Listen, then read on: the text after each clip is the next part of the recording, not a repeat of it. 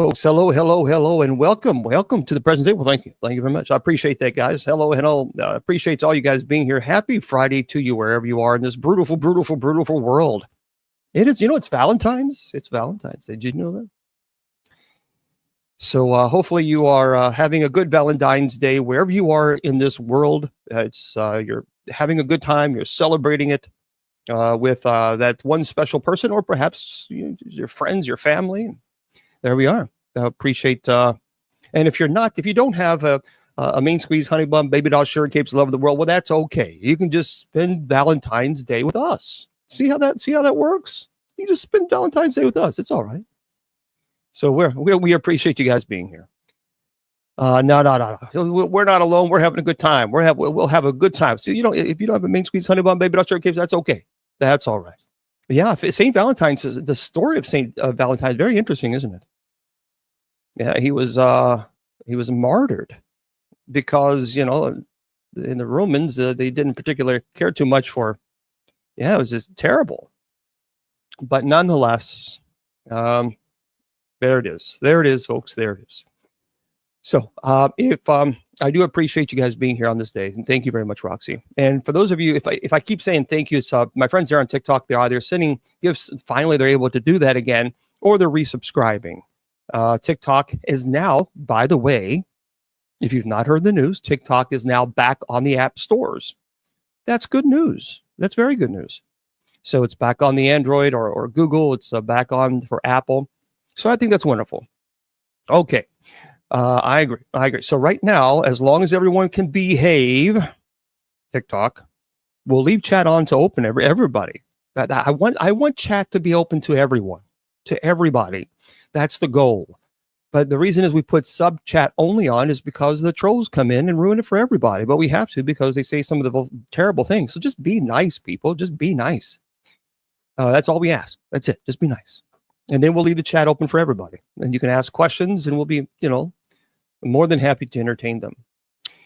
Everybody, I'm Bishop James Long, and I appreciate you guys being here. First of all, it is Warren.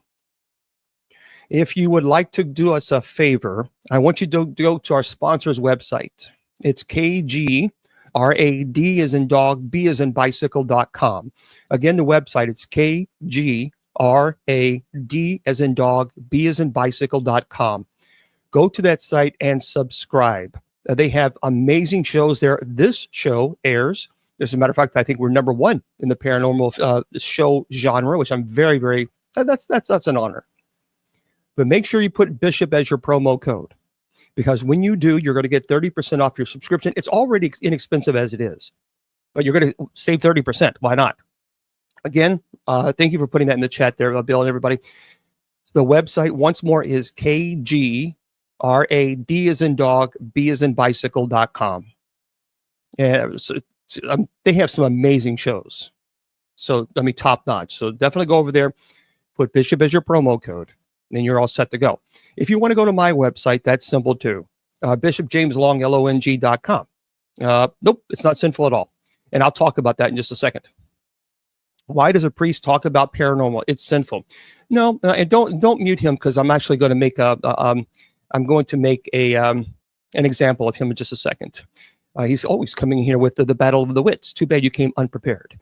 Now, if you want to go to my website, BishopJamesLong.com, head on over there. If you want to go to the church's website, that's simple as well. USOCC.org. USOCC.org. So let me make this very clear for people who like to judge. For 35 years, I've been in this paranormal community. And I'll tell you this. I have been judged. I have been condemned. I have been told I'm the spawn of Satan himself, because I stand up for paranormal teams. And I'll tell you why I do that before you guys stand as if you have a pulpit to judge anybody. I don't see anybody who loves to throw out insults. I don't see you answering the phone at 3 o'clock in the morning. I don't see you answering the phone at 3, 4, 5 in the morning. I don't see you going out buying thousands of dollars worth of equipment.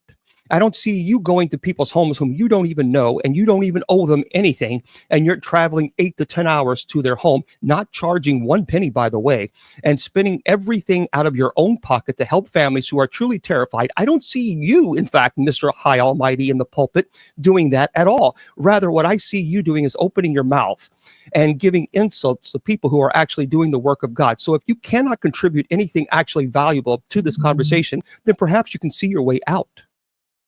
Okay? Thanks. You see, friends, let me explain something to you. Paranormal teams have been a blessing to me. Blessing. Because they understand it's easy to sit there and talk about ministry, but to do ministry, it takes work. It takes dedication. It takes devotion, and it takes sacrifice. So, for example, teams who spend quite a bit of money on equipment. Stop sending me messages, please. I'm on the show. So people who send me, people who buy equipment and spend a lot of money on this, they go to people's homes and they don't even know these people. They don't owe them anything, nothing. And yet they are going to their homes, they're investigating. It takes hours. Understand that when you investigate a location, that takes hours and hours of your time. Okay, if they people don't stop. I'm in a show. You know I'm in a show. So do it again, I'm going to block you. So I just find it appalling.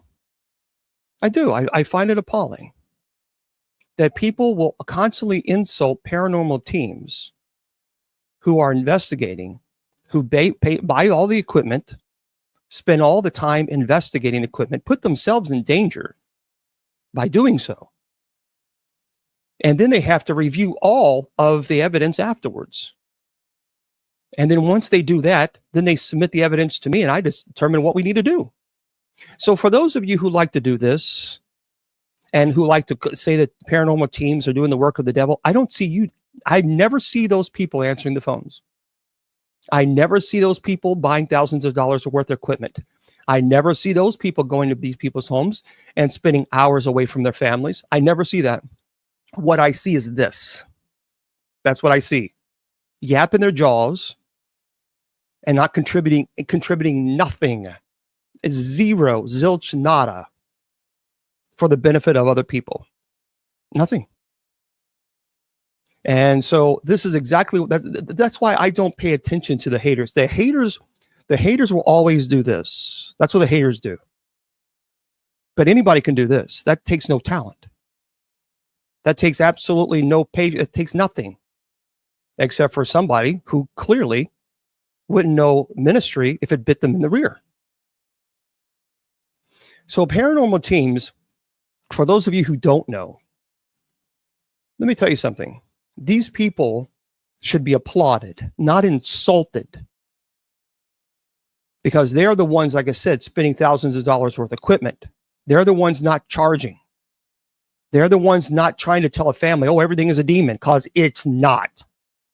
They are the ones that's investigating these cases that some of them are very dangerous cases, and they know full well the consequences of getting involved in demonic cases, and yet they're still willing to help these people whom they don't even know. If you can't at least applaud that, then you clearly have a bigger problem than I do. Because I see that as a sacrifice. I see that as unsung heroes, people who should be applauded. And yet, instead, you have people who constantly judge them and condemn them because for some reason they think they're the mouthpiece of Christianity.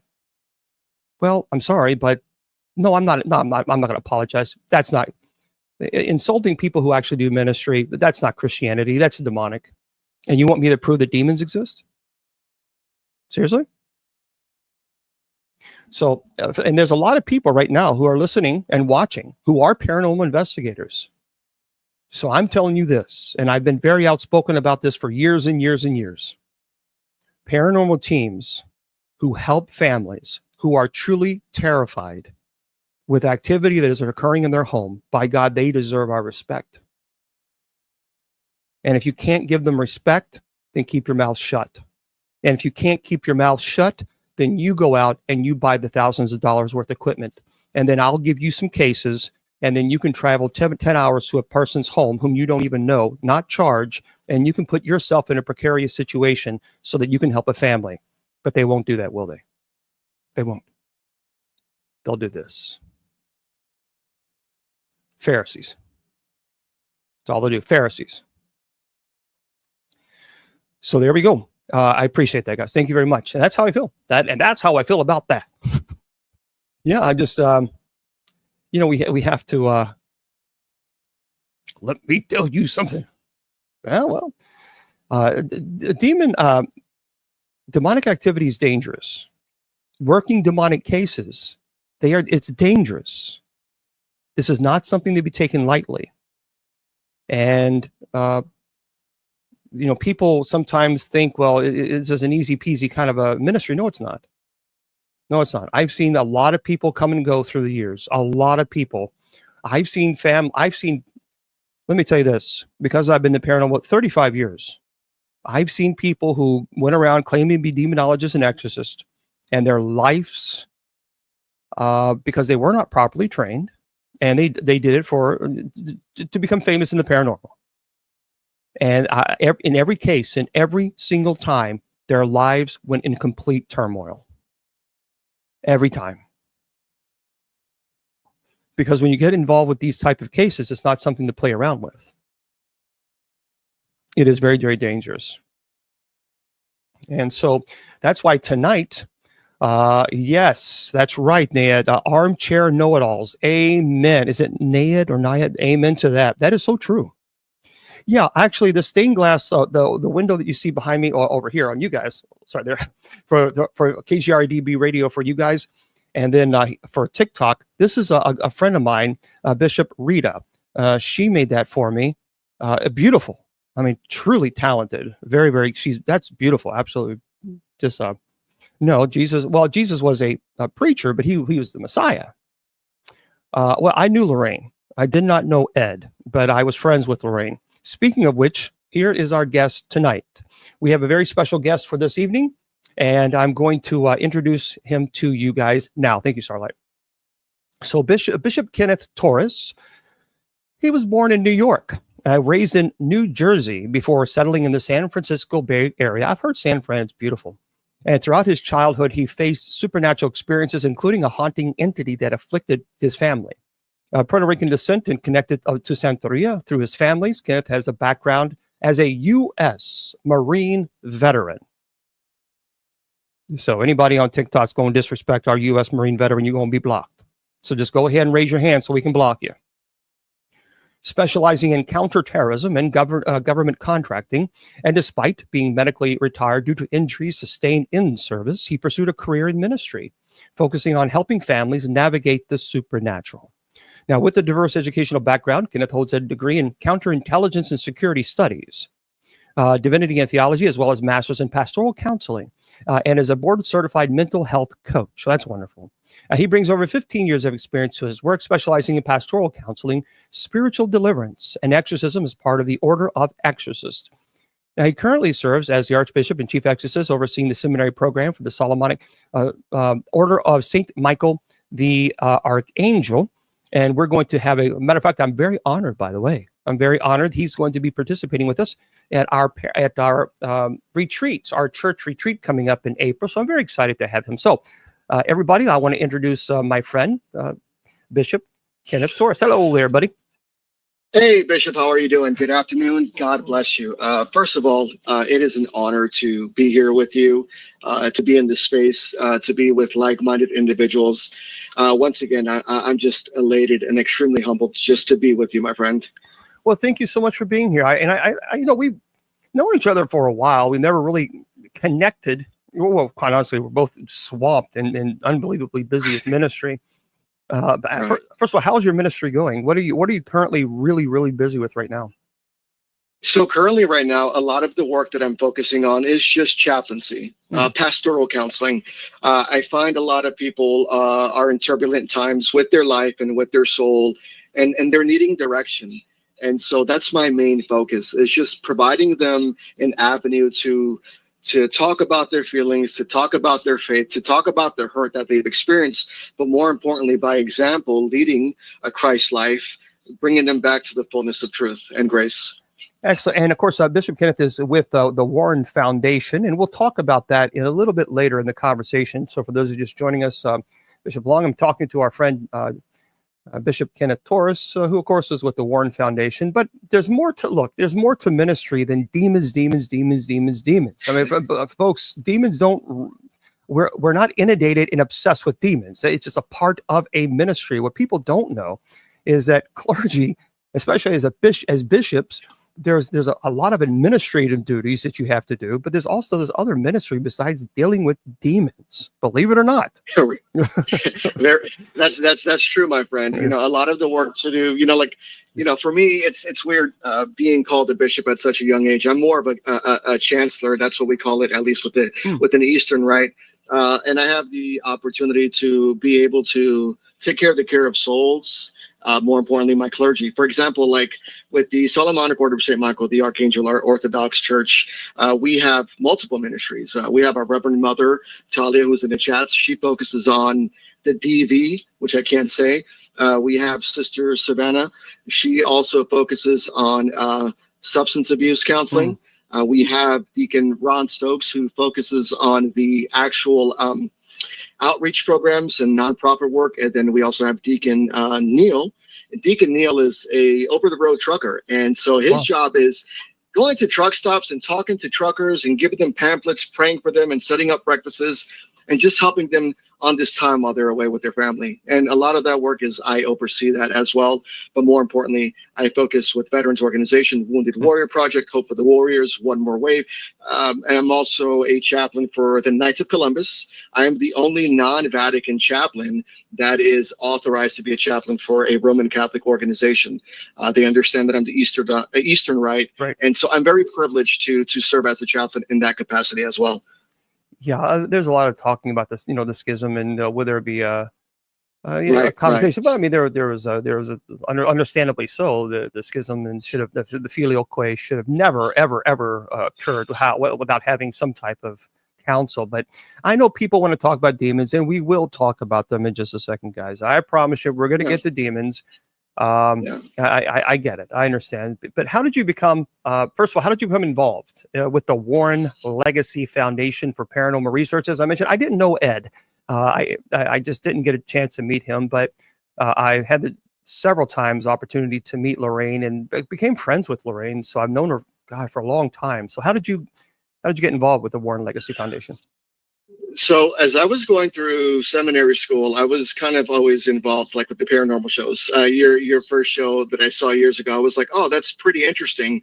And so I was always involved with the paranormal. I had experiences growing up, and as I progressed through my military and through life, I always had this connection to the supernatural. So I would watch the shows.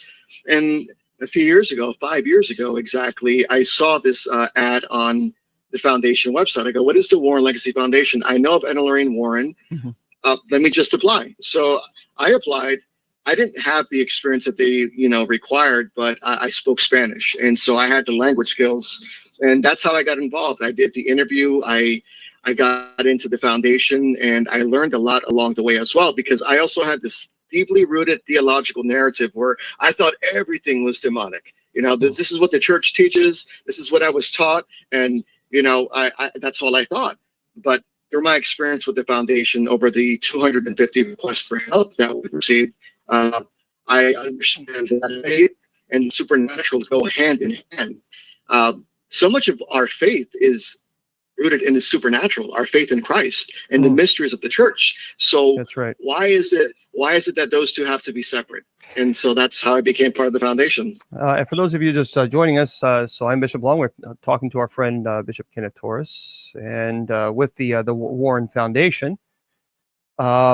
It's amazing how so many people. When I started many years ago, there wasn't. This is kind of one of the reasons why I began networking with paranormal teams, is because, I can't be everywhere. I was slammed. I had no idea because there was no really Catholic clergy helping the paranormal teams. When I got involved, there was nothing around. And I didn't expect to be, I mean, I was so overwhelmed with the people from all over the United States and the world asking for help. The help was so intense. So I began working with paranormal teams who were seasoned, who didn't think everything was a demon, because everything isn't a demon. I'm sorry, folks, it's just not. Can you talk about that a little bit? Can you talk about that? Because there are people that no matter what, they're going to swear that everything is a demon. Can you, from your experience as an investigator, as an exorcist, can you please shed some light from your perspective? Right. So everything is not demonic, and we understand that through the magisterium of doctrine of faith and certain things that God allows things to happen, and there are experiences that we encounter that are not demonic in nature. As a matter of fact, I hate when people say paranormal investigations and demonic. I think those two words should not be synonymous with one another, because those are two different types of activity. Although they be supernatural, those are two different elements, parts of the spectrum that may at some point align, but for me, it's not demonic. I mean, we have, for me, lost souls. Lost souls for me are those individuals who may be stuck in this plane, and for me, they're in a purgatory type of state. And so my job is to try to help them find peace and crossover and help them understand. And wherever they go after that, I don't know. It's not my job to judge them, but I do know that there are these spirits, these lost souls that do need help. Obviously, according to our training, we test the spirits according to our theological training. But it's been my experience that many of the cases that I've worked are souls who are just lost, who maybe don't know that they've passed. And so what we do is, with compassion, empathy, love, and mercy, we try to help them find that peace to cross over. And as far as the demonic is completely different. It's a different taste. It's a different smell. It's a different feeling. It's a putrid odor in your nose.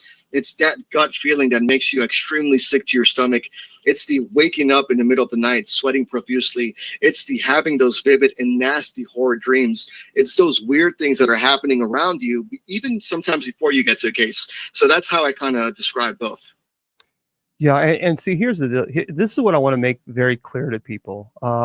So for 20 years, I have said, demonology is not paranormal. Demonology is theological.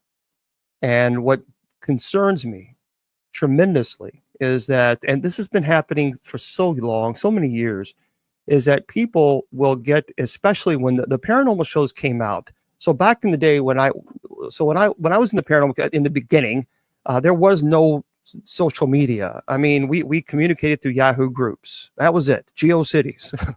I mean, that was how we communicated with one another. There was no Facebook and MySpace and all that stuff. And so when the paranormal shows then came out, I mean, the explosion of people wanting to take on demonic cases just got so intense that people put themselves in really precarious situations. And I folks, listen to me very carefully. Stay away from demonic cases. I don't know why are you messing around with demonic cases. Stay away from them.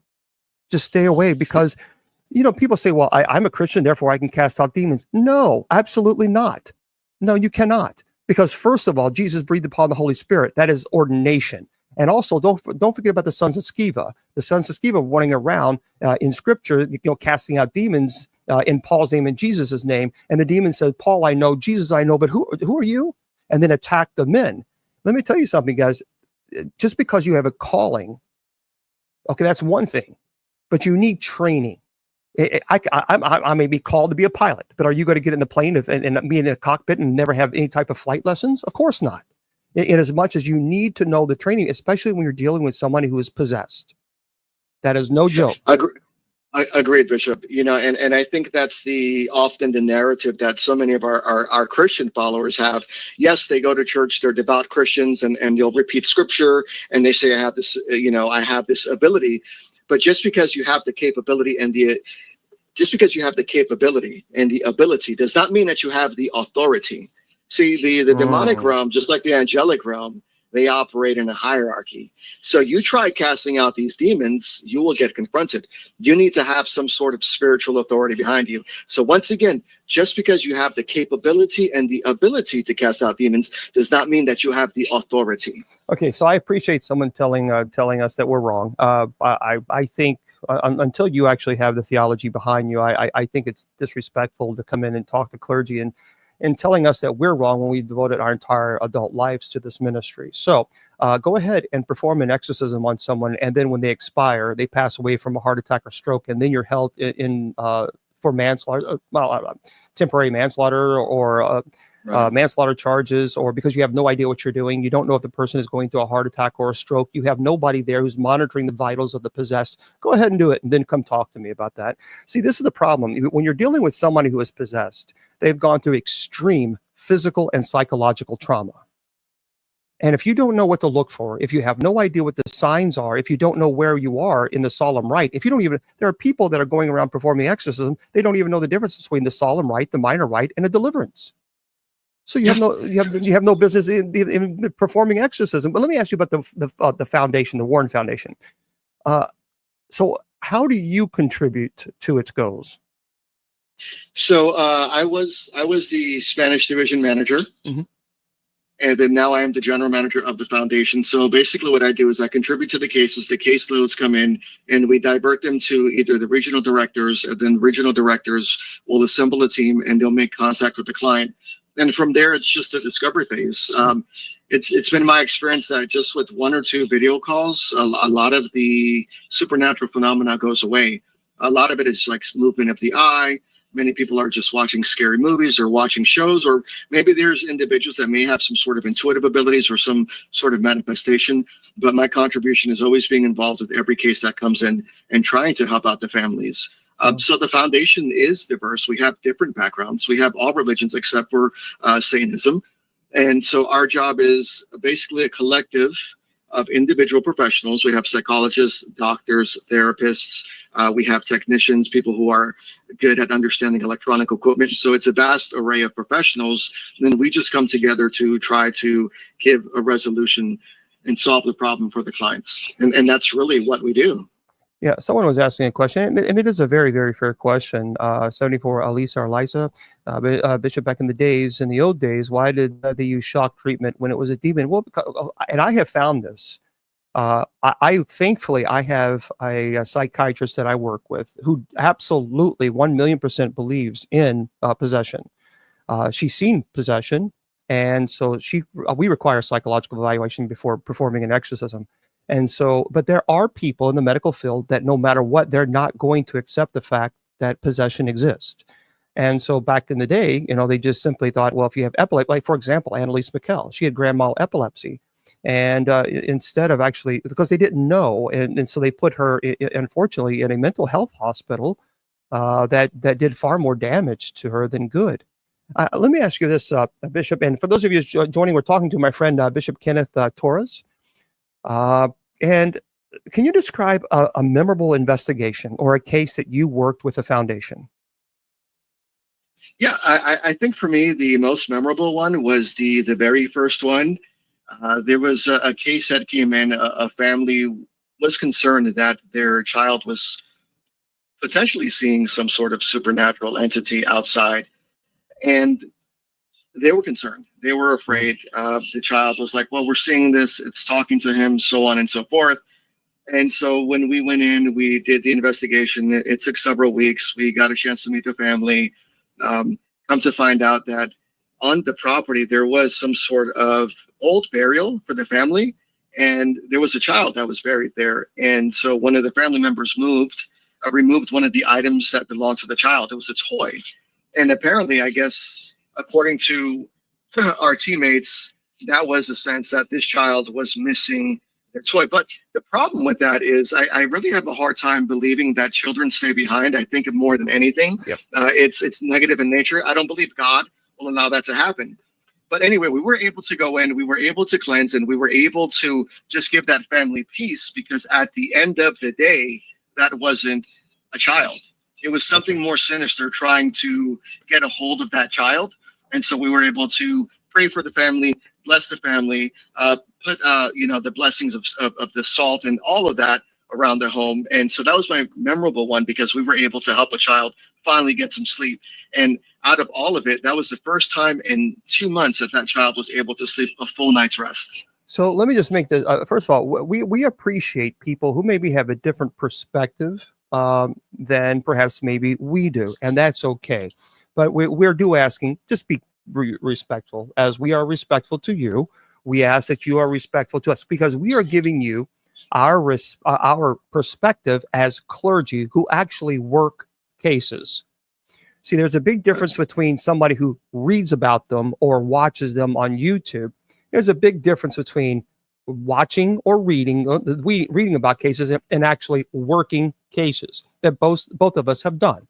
So I can tell you from my perspective, just as His Excellency just said, in every single case that and this is just for me, in every case that I have worked regarding children that were alleged children ghosts, every single case was demonic. And I've been in the paranormal community for 35 years. And this is just from my perspective. So people can't say, well, no, you're wrong. Well, no, this is my perspective. These are the cases that I work.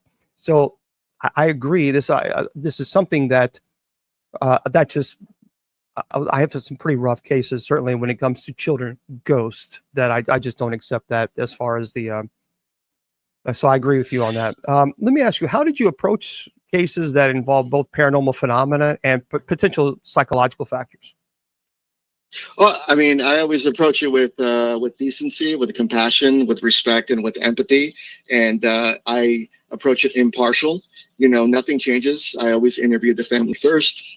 We do the very best to get the backstory, whatever the underlying issues, and then we go from there.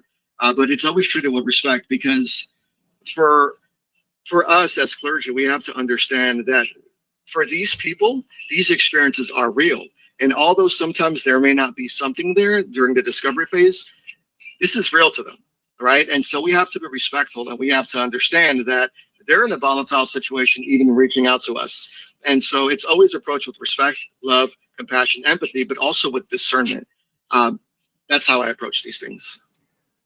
So what are some common misconceptions about paranormal research, and then how do you address them? Because there's a lot of people certainly say earlier, as we had the same issue all the time with people coming in and saying that paranormal investigators are all doing the work of the devil and all this other stuff. And because I had to address that, because inevitably they always do this.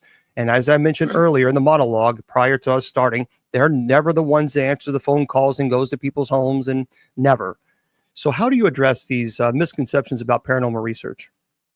Well, normally, sometimes I teach classes. Like I'll help out at the University of Magicus. Sometimes I'll do private courses, and I tell people, these are classes, in my opinions, based on my experience and my real theological training. I understand that everyone has a different approach. There's many different belief systems, but I just tell people, just entertain me for a minute and just listen to my perspective. You don't have to agree with me, but I'm speaking from experience. And 9 times out of 10, you will get some rude people, and they'll condemn you and they'll judge you. But guess what? I pray for them. At the end of the day, I cannot hate someone that God loves, and I just pray that the Lord reveal to them what the truth is. And people have their own subjective truth, and some people have their own narratives from the church that they were taught, and that's okay.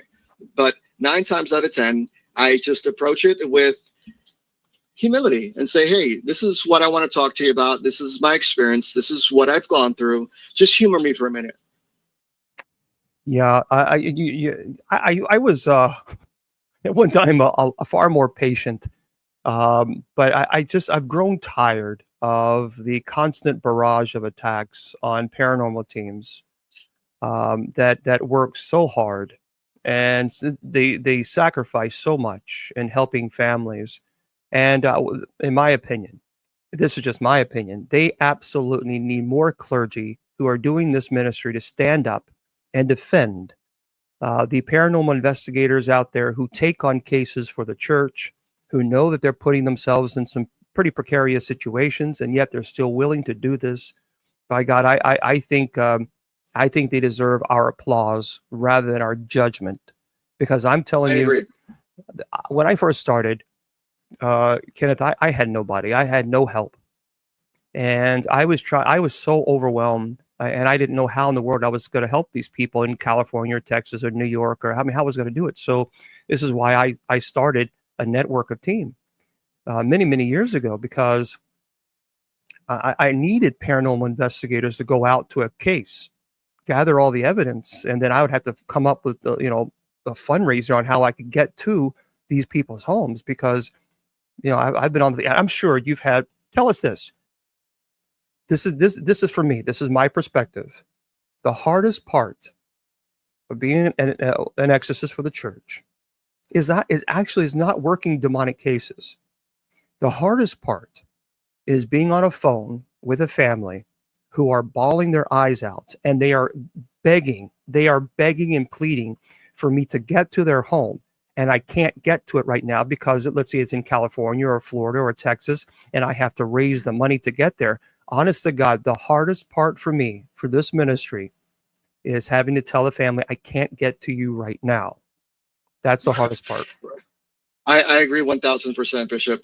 That is always the hardest part. You have these families that are in need, and they're struggling, and they're suffering, and they're so afraid of everything that's happening around them that I would love just to be able just to be there overnight, but we can't. And so, that's why I think the teams are important. They are our eyes and ears. If properly trained and properly vetted, I think the paranormal teams, could offer at least some sort of relief when it comes to dealing with the clients. And that's one of the things that you have to deal with. It's not the same thing being an investigator and investing haunted homes or haunted properties and then doing residential cases. Not the same thing. When you're dealing with residential cases, you have to understand psychology, sociology. You have to be able to understand the family dynamic. You have to understand that, there is some sensitivity here, and you also have to be mature enough to be able to handle that. I'd like to share a case with you if you give me the time to. Of course. So, and let me just say something very quickly. Folks, please understand, someone saying, well, why don't you just tell them the situation and they just buy the plane ticket? Let me explain something. People are struggling paycheck to paycheck. I mean, they're doing good right now, being able to buy their medicines and putting food on the table. So what's difficult is they can't just simply go out and buy an $800 plane ticket, because most people right now are 2 or 3 paychecks away from being homeless themselves. So this is why they can't just write out a check and send, because a lot of people just simply can't afford it. So, and by the way, tell me if I'm right or wrong. Does your church community, do they offer you a stipend or salary?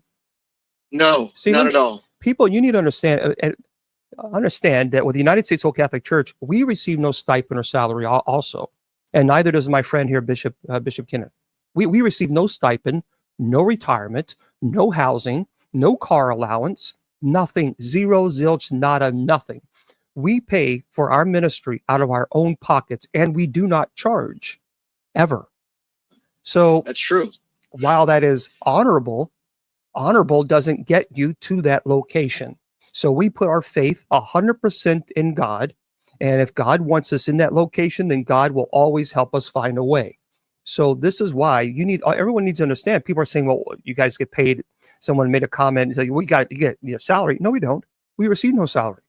This ministry that both of us do is 100% free, literally 100% free. So tell us the story that you were going to, if you would, about your particular case. Yeah, just to elaborate on the last comment, it's true. Everything comes out of pocket. I'm a disabled veteran, and I have disabilities, but I also have a family, and I have responsibilities. And so I have to do my best to take care of my home front, and then whatever I have for ministry, I can try to use it to help other people. But it's always never enough. I was going to go into there is a duality when it comes to the paranormal teams, which is why I think education is important. Several years ago, a family came to us at the foundation, and they had said, hey, we need your help. We think that there is a potential demonic entity in our home. And we said, yeah, not a problem. We scheduled a phone call. We did the Skype interview. We spoke to the family. Come to find out that the family was like, our our son, who is older in nature, has a developmentally disabled. He's developmentally disabled, and he is also suffering from what we call triple schizophrenia. He believes that he is seeing demons, and although while it's plausible, it's always important to rule out the natural first. But what got me about this is, before that, the family was like, we need a second opinion because we had a team that came over last week. They charged us $5,000 to do a home investigation. And there was a psychic who took her training online and got her psychic certificate online the week before and said that my son had 35 legions of demons. And so the hardest part is talking down the family. And so we were able to communicate with the family, try to talk them down a little bit. And we're like, okay, well, this conversation has been a few hours. Let's go ahead and not rehash any feelings, because you want to be mindful of their time and their emotions, because they're afraid. Yeah. And so a few weeks goes by and we're trying to make contact with the clients. Nothing.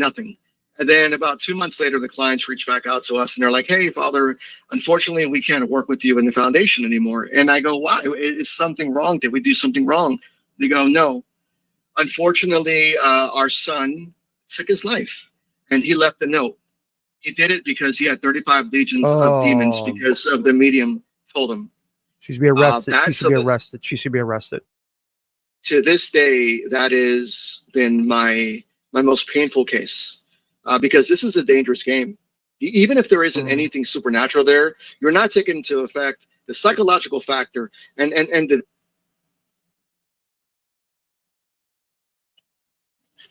I thought we lost you there for a second.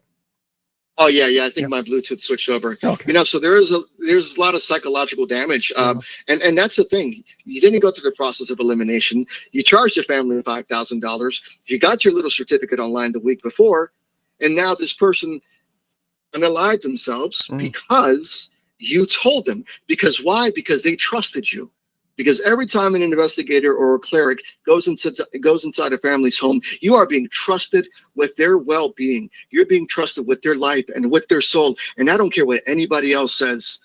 You do not know this burden that we have to carry for the care of souls. This is the worst vocation to be in, because we get slandered, we get defamed, we get talked upon.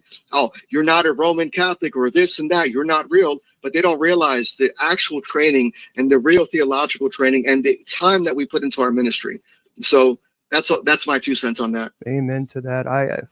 You know what?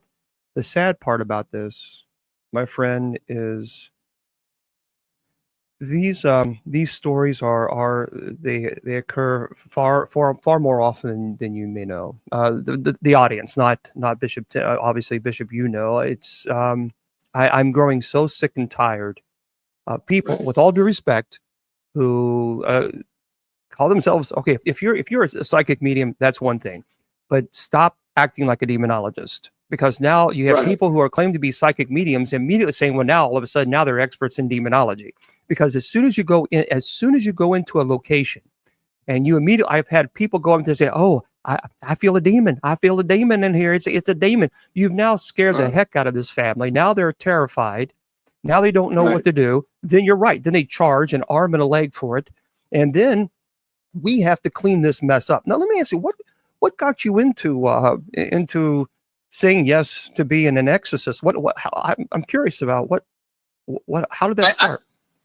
I didn't really have a choice. At least within the Eastern Rite, the priests automatically are exorcists. Okay. It's a little different than our Roman counterparts. That's part of our daily vocation. So it's expected that, at least within the Eastern Rite, our priests understand the exorcism and deliverance ministry and understand how to distinguish spiritual warfare between exorcism. And most people don't realize this, Bishop, but most people who are Christians automatically go through an exorcism when they become Christians. When you get baptized, that is a rite of exorcism, and most people don't realize that. But within our rite, within the Eastern Rite, the old Catholic, the Catholic Orthodox Rite, priests, we automatically have been entrusted with the vocation of exorcism, and we are supposed to know and understand the prayers of Saint John Chrysostom, the prayers of Saint Basil, and so it is automatically expected of us. So, what got you in as far as this work, deciding to get involved in helping the paranormal community? Well, for me, I think both went hand in hand. I got tired of seeing the demonic being labeled as supernatural and supernatural being labeled as demonic. There had to be some middle ground in between. And like I said, the supernatural and paranormal investigations and demonic activity shouldn't be synonymous with each other. So I said, if I can approach this from my faith, but with also some real training, like mental health training, that sort of thing, and approach this from a chaplaincy perspective, I think I'd be able to make an impact. Because realistically, Bishop, correct me if I'm wrong, most of the work that we do is chaplaincy. When we are talking people down, we are performing chaplaincy.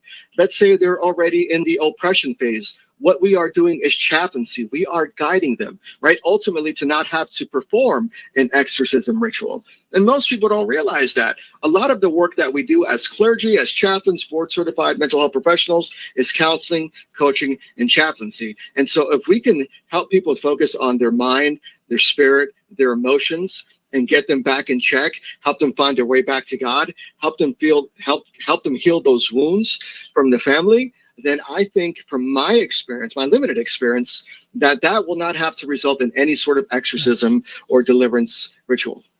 Yeah. See, the thing is you guys, here's the thing with the paranormal community.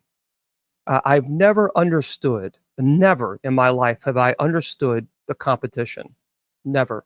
I've seen so much competition within the paranormal community, within paranormal teams, and even within clergy. And I don't understand that, because it is so crucial to have a network of friends that you can really count on, depend on, a networking team, and say, hey, look, like, for example, if I had a case in California, I would not hesitate at all to call Bishop Kenneth and say, look, I need your help. Because we have to collaborate with one another. This is not about a competition. This is not who gets in first place. It's not a race. We're all in this together. And every single person, I will say every single person, through the 35 years that I've been in this paranormal community, every person who does this for fame or to get a name for themselves, every single person have burnt out. They fizzled away, and they went away, and they just completely walked away from ministry altogether, because they were trying to run a race and they saw everybody else as competition. This is not about, it's not competition, it's collaboration. And this is why it's important that I wanted to bring on my friend so he can talk to you guys about his perspective, because it's so important. I think it is. So from an Eastern Orthodox perspective, can you explain the process of an exorcism without, obviously, we're not teaching. First of all, let me make this clear. We're not, because people will go around saying, oh, now Bishop Torres and Bishop Long taught us how to do exorcism. We are not teaching anybody how. So can you give us a rough idea of the process of an exorcism and the role of a priest in this ritual regarding the Eastern Orthodox view? So with us, when a person approaches us and they allege that there is demonic activity, I have my assessment team meet with them. My assessment team conducts interviews. I actually have a 16-page interview formula that I've created to help weed out some of the questions. And those 16 pages go into the psychological, the emotional, the spiritual. And it's not something that's done overnight. 16 pages, that's over 50 questions. What ends up happening too is we go into a discovery and discernment period. We meet with the family every week. We coach them, try to help them get back to church. We have them conduct psychological evaluations, medical evaluations. We conduct the research and the history on the property. We interview each person at a time. I conduct criminal background checks on each individual, unless they're minor. Obviously, they don't have that. And then from there, as we're in this discovery phase, which is a minimum of 6 months, we pray and we hope that God is revealed to us. But at the same time, we are looking for signs of demonic oppression, affliction. Not just, do I give you a rosary and you start lashing out and you start acting out? No.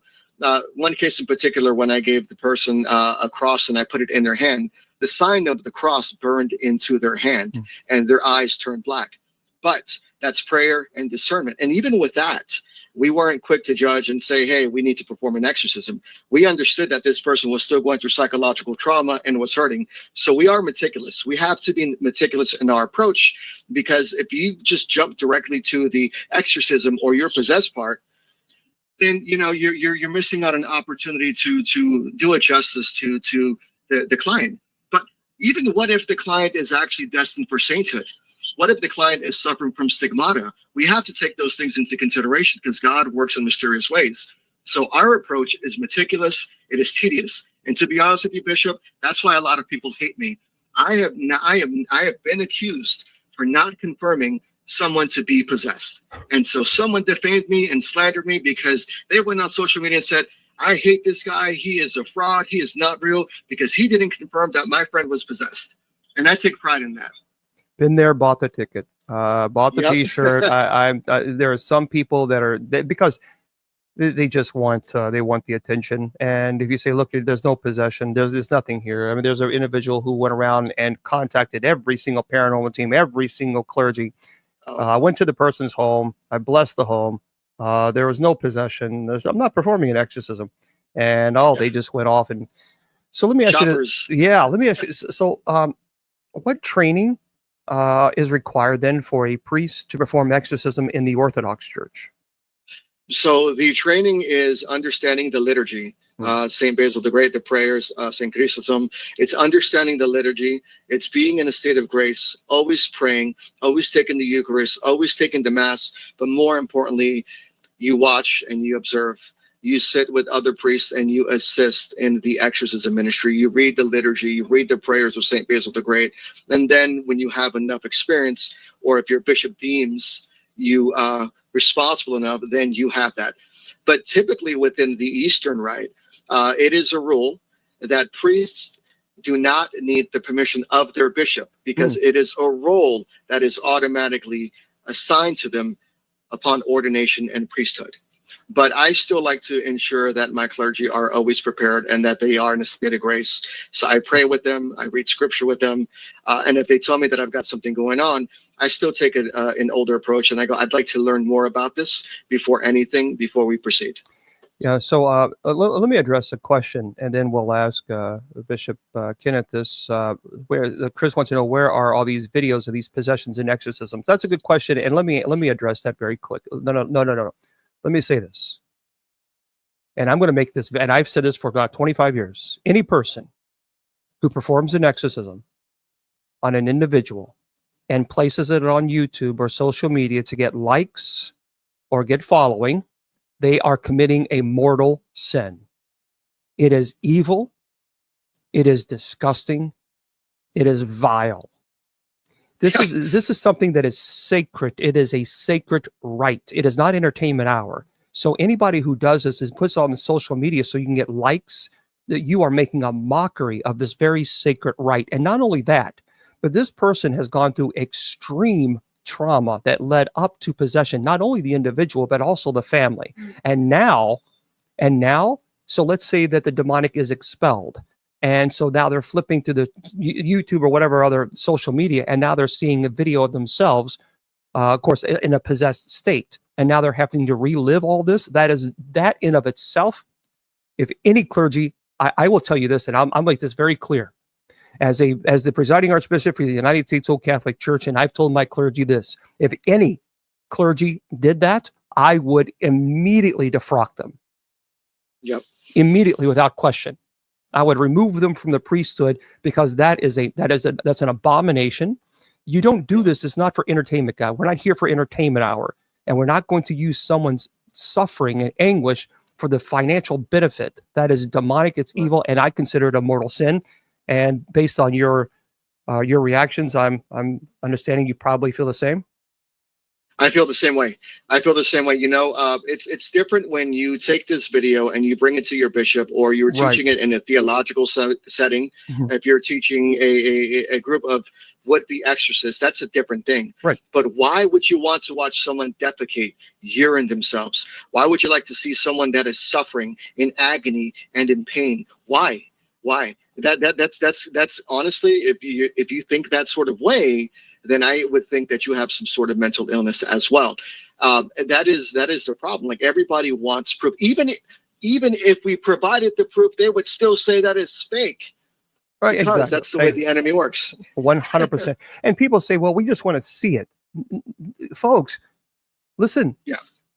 You're watching a person who has gone through extreme trauma Why do you want to see this? The bigger question really you need to ask yourself is why? Why would you want to see someone who has gone through extreme physical, psychological, spiritual trauma? Why would you want to see that? It's not a movie. This is a real life of someone who is truly struggling, for God's sakes. Let me ask you, again, for those of you just joining us, I'm talking to our friend, Bishop Kenneth Torres, and can you share a particularly challenging or memorable exorcism that you endured and how it impacted you? So this happened about 2 years ago. There was an individual that came to us for help. This individual, along the side, what the story is, it's all common. I'm seeing this, I'm hearing this, I'm feeling this. Oh, I feel like I'm possessed. In that point in time, we didn't really know what we were dealing with. And so I came into the interview in plain clothes. No one knew I was clergy. This person does not have social media. I sat down with the team. And as soon as I sat down with the team, this individual changed their personality and looked up at me and said, "I know who you are, priest." And told me my name, told me my address, told me the trauma that I faced when I was in the military, while I was deployed, told me everything about personal situations that no one knew. And then at the end of the day, it changed me. It shook me, because now it was like, all right, I thought I was prepared for this. I thought this was going to be just one of those days where it's like, you know what? We're going to go ahead and disprove that this is not supernatural. This is not demonic. But I was proven wrong. And, and that was a lesson as well, because sometimes humility goes a long way. And sometimes I think we get comfortable with always saying no, that we could be some sort of time, not dismissive, but just like, okay, it's going to be one of those things. We've done this hundreds of times again, and it's nothing. So maybe this is just nothing, but I was proven wrong. And so we were able to help this individual out. This person suffered from SA abuse. This person suffered from physical abuse. This person suffered from being lent around by other individuals. There was a trauma with emotional damage. This person was left to be alone, no familiar supports, and it was just horrible. But praise be to God, this person has now been delivered through prayer, through deliverance, through scripture. Now they serve God and they are involved in ministry, testimony. And so that was just a beautiful experience. But it was also a stark reminder of the realities that we face. So how do you, we have our own protocols. How do you ensure the safety and the well-being of the individual that's undergoing exorcism? So in my case, because with the foundation, we don't necessarily do exorcism. That's one thing. When it comes to the religious side, I have two friends that are, one of them is a psychologist and one of them is a medical doctor. In the event that we do have to go home to their home, we ensure that there is a psychologist, a medical professional there. I try to kindly advise the police department that I am clergy and we're going to be performing a prayer and ritual at this person's home. We ensure that their vitals are good. More importantly, we ensure that all of their medical documentation and everything is up. It's up to date, right? We want to make sure that they're well hydrated, that they've slept, that more importantly, they've been doing what we've asked them to do, and that they are in a good, healthy physical state. And we just sit them down and we pray for them. And then we kind of gauge as it progresses. And it's not like Hollywood. I think everyone thinks that there's going to be some sort of levitation, which can happen. Things do happen, but most of the time these prayers, this exorcism ritual is actually pretty quiet. And so that's kind of our protocol. We ensure that everyone is safe. We ensure that everyone is also in a state of grace. They've gone through confession, they've taken mass, but more importantly, that their spiritual life is right. So let's switch gears here to pastoral counseling. The anxiety right now is just out the roof. So many people, it's terrible. I mean, people have always struggled with anxiety, but it seems like anxiety and depression is just on an enormous level, at least from my perspective as a chaplain. So what techniques do you use to help individuals who are struggling with anxiety and depression? And for example, let's say that someone might be struggling with anxiety and depression right now. What advice would you give them? So what I always tell them is like, do me a favor, just sit down, take a deep breath in, and just breathe out. More importantly, I want you to know that you need to be kind to yourself. Your anxieties, your troubles, and your problems don't define who you are. I want you to go back to a time where you found happiness. I want you to go back to a place where you find joy. And I want you to focus on that. And then from there, we just kind of continue.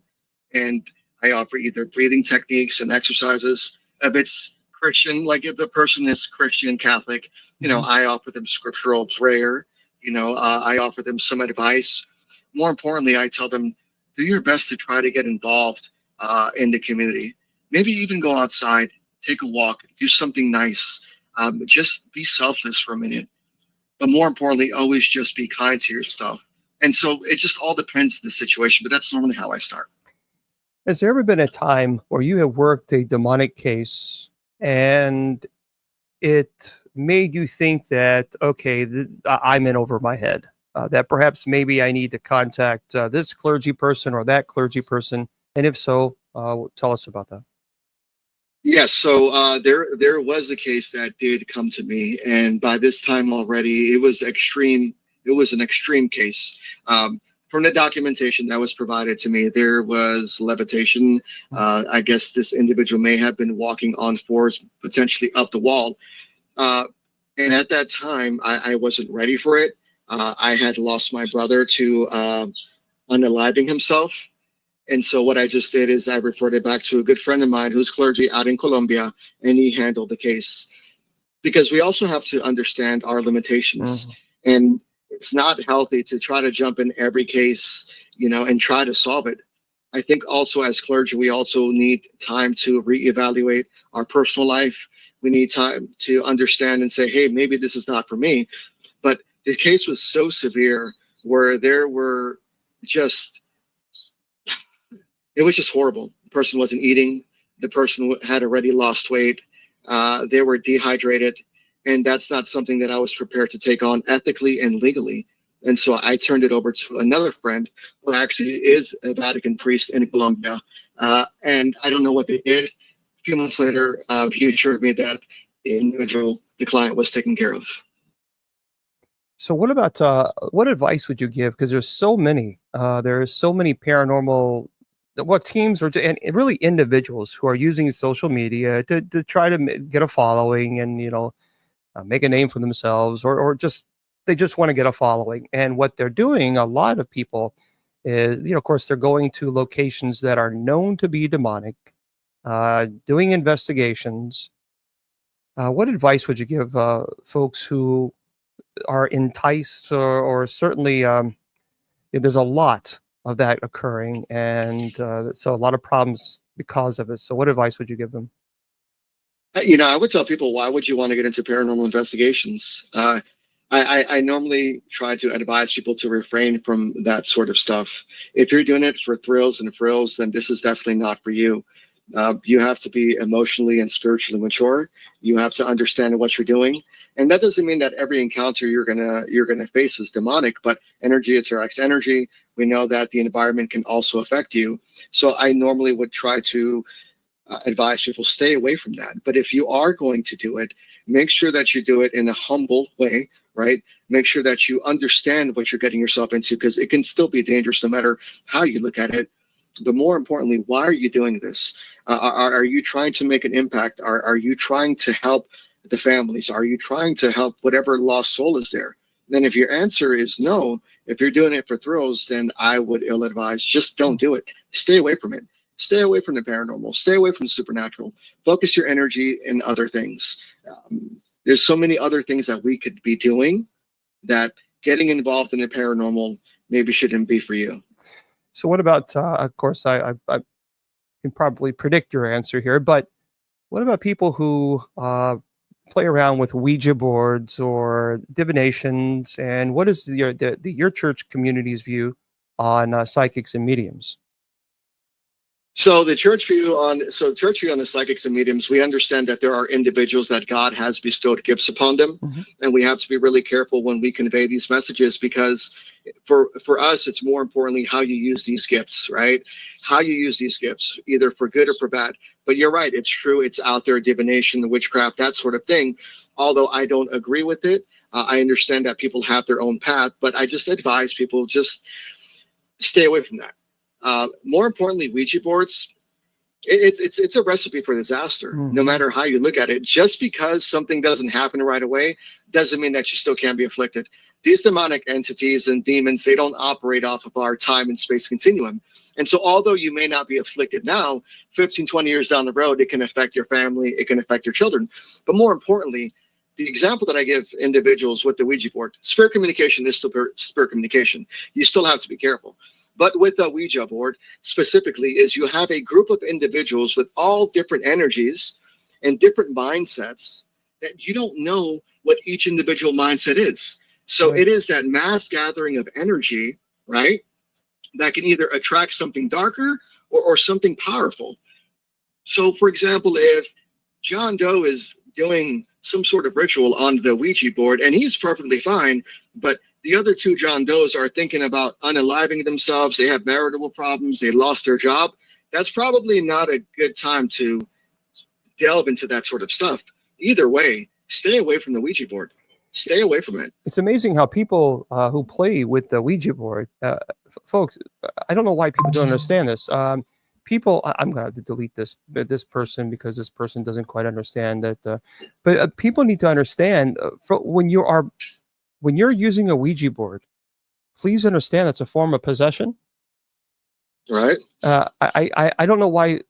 It's like people think that it's okay. You're allowing a spirit whose entity you do not know to use your body. That's a form of possession, to move the planchette. That is possession. Yes. Agreed 1000%. It's like, why I don't understand why people can think, well, that's okay. Sure. I'll let this spirit over here control my body. Absolutely. Come on over. Yeah, that sounds like a great time. This is why clergy like myself and Bishop Torres is saying, stay away from these things. It makes no sense to even mess with them. Yeah. Like my deacon says, Ouija boards are the same as driving a Big Mac truck down a highway with 3 wheels, top run 90 miles per hour. Yeah. And that's from the South. Yeah, it's kind of like you kind of scratch your head and say, well, that's interesting. So what do you think about, there's a lot of people who ask, can, the new equipment, there's so much equipment out there, and, there digital recorders or the REM pod. Gosh, there's the equipment. They're making new equipment all the time. Right. Do you think there is danger with using these type of equipment, whether it be the REM pod or whether it be a digital recorder for EVPs? Or do you think really people who do paranormal, because there's a lot of people say, look, I like paranormal investigating just because I want to go to a location to see if what we capture. And they say, well, Bishop Long, there's no harm in that.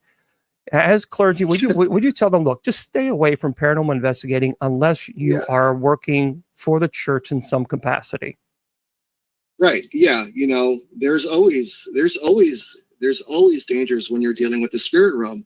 It doesn't matter if it's an EVP recorder. It doesn't matter if it's a camera. There is always still the potential of some sort of interaction that can happen. And sometimes that interaction may not be within your favor. At the end of the day, spirit communication is still spirit communication, no matter if you want to use a camera, a Ouija board, a REM pod, which I also think can be helpful if you are a good investigator and you're doing it for the right purposes. That equipment can help isolate and maybe potentially indicate what activity is happening. Now, what type of activity, I can't say, because I don't fall into this idea, well, we're speaking to this sort of spirit. We really don't know what we're communicating with. That's the truth. It's the spirit realm. And we understand from our experience that spirits can manifest in certain ways, and they can also be good at hiding. So it could be a demonic entity. But either way, spirit communication is still spirit communication. And just be careful when you're doing it, because you might get something you don't like. So how many exorcisms have you performed as far as people who are validly possessed, the solemn rite of exorcism? I've only done one solemn rite of exorcism, and the other 4 cases have been demonic oppression and infestation. But I've only done one exorcism, and that exorcism was with the individual that I mentioned earlier, and that was the one that shook me to the core at the beginning. But I've only done one. I haven't been an exorcist for long. I've been clergy for a long time, but recently, within the past 5 years, it's when I've been appointed as an exorcist. So I don't have the extensive experience that you do, Bishop, but I do know that that one case, yes, that is the only one true possession case that I've had. The other cases have been infestation or oppression, And quite which is honestly, rare. and one is enough. I mean, seriously, after you've done it, it's like, okay, this is, because it's heavy stuff. I mean, this is, guys, you have to understand when, if you are, like, for example, Roman Catholic or other denominations, a lot of them will have programs to help the exorcist, kind of deal with the emotional stress that comes with performing exorcisms.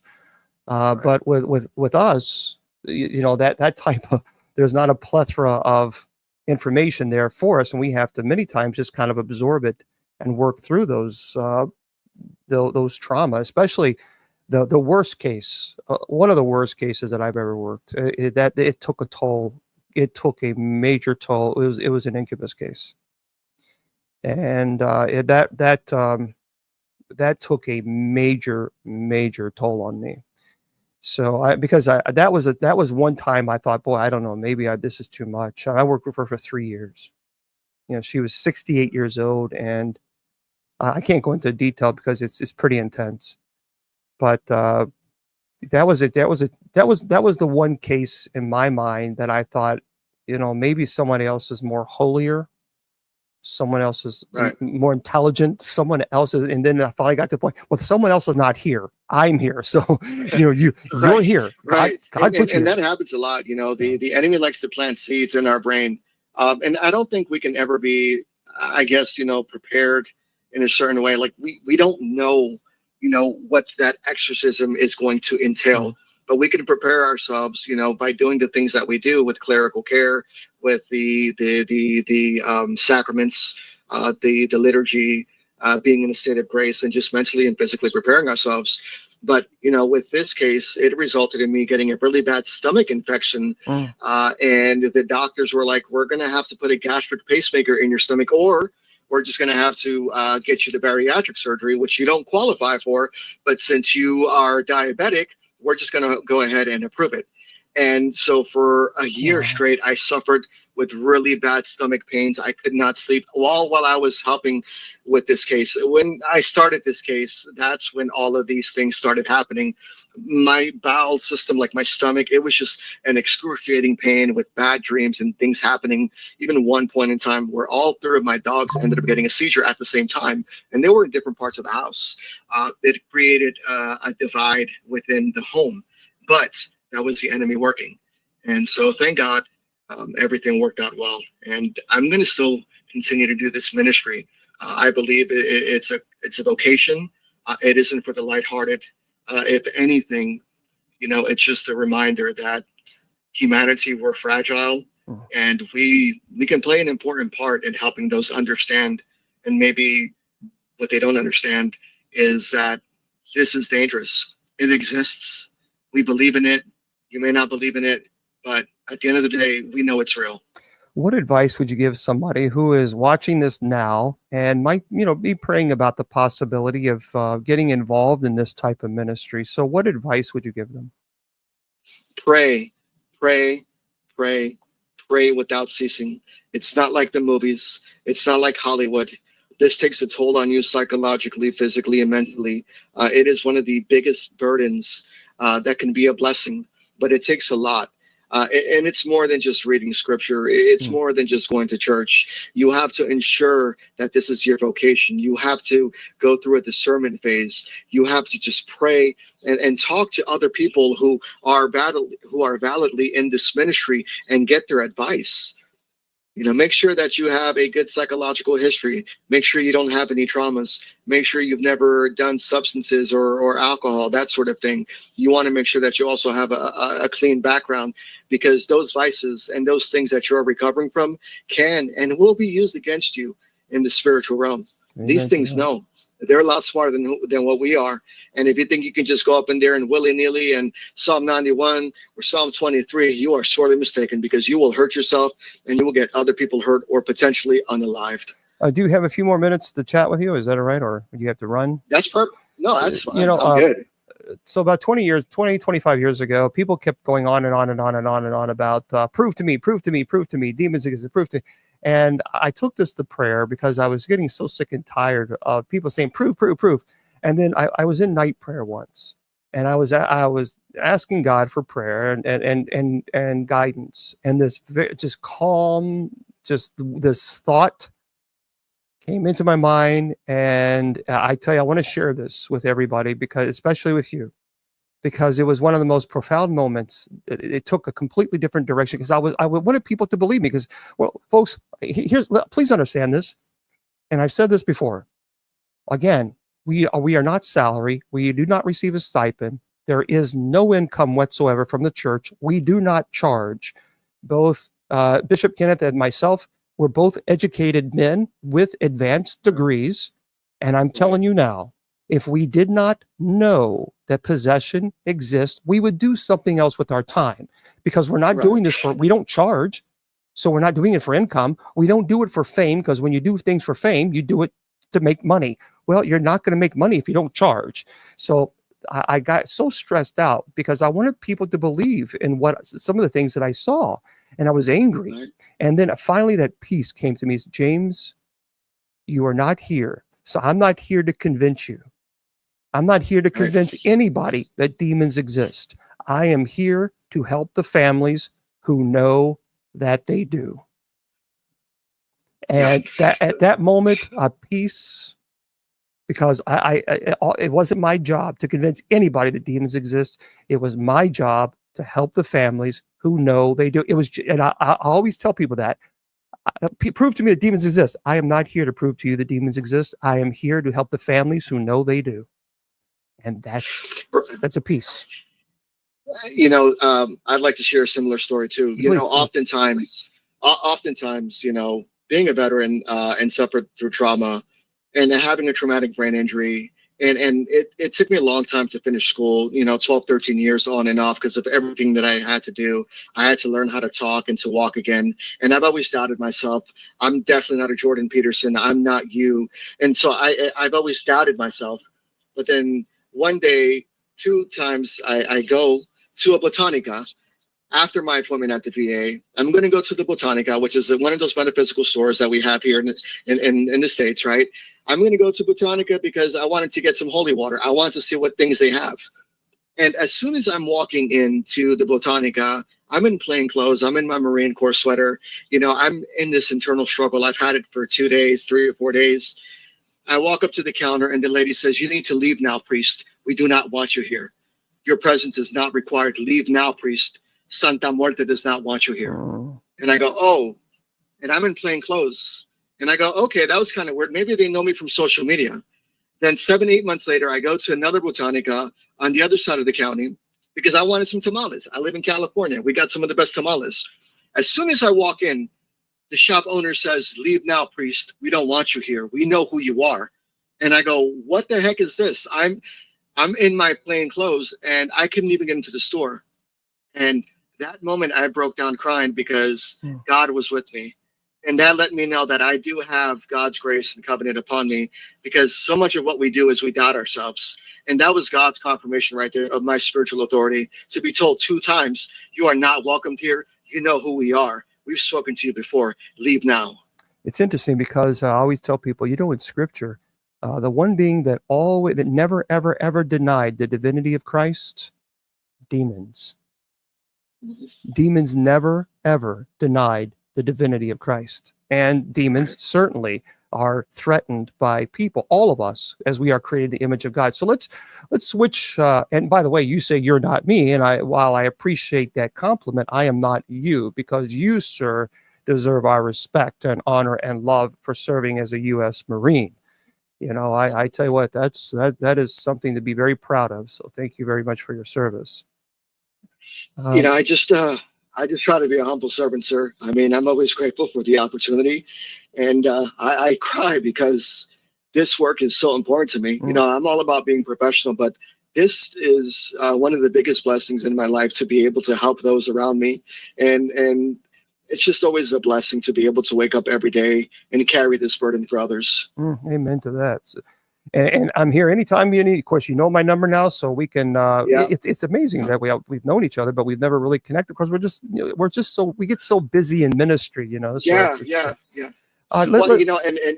And to be honest with you, I was a little nervous of reaching out to you because a person of your caliber, I was like, I'm not worthy to know this guy. I'm not worthy to talk to him. One of those things. That's how the enemy gets in your head. So I am not worthy to. I'm not worthy to speak to you. I'm not worthy to speak to you. You are a U.S. Marine. So I look at it just the other way around.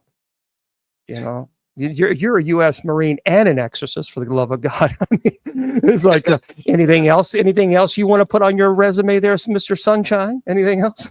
No. I mean, that's just, I did work for the government. I did work counterterrorism. So I did work counterterrorism. Yeah. But that was a long time ago. So I'm not going to tick you off. I'm not going to make this guy mad. So all of that is the transition into servitude, So I think my life was guided to where I have to be selfless and I'm serving others. And so my military and my prior professional career had led me into this.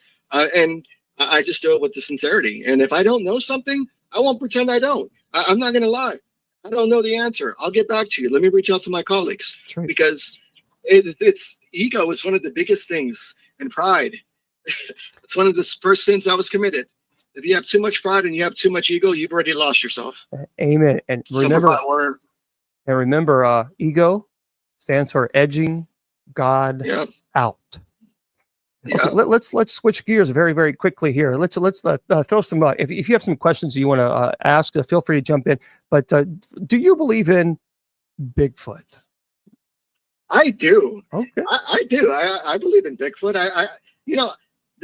The thing with human beings is we always try to label something. We try to put something in a box, and people say dinosaurs never existed or this and that. But I believe there are things out there, and I always say this because every time I say it, I sound like I'm on the show. There are things in this world that we will never fully understand. And so I laugh at that. And that's the truth. There are a lot of things that we don't understand. But I believe in cryptids. When I was in Puerto Rico as a child, I believe what I experienced to see was the chupacabra at night. And my culture too, I'm Spanish, so there's a lot of Spanish folklore. I believe in cryptids. I believe in aliens, although I don't believe they're good. I had a case where you do believe in aliens? Of my cases, I do, but I believe they're fallen angels. But I don't necessarily think in a space form manner. But the cases that I've had with these supposed alien encounters have been violent for my clients. And so I do think that what we would call aliens are really demonic beings or fallen angels.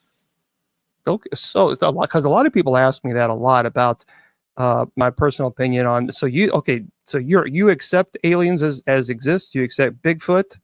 What about chupacabra?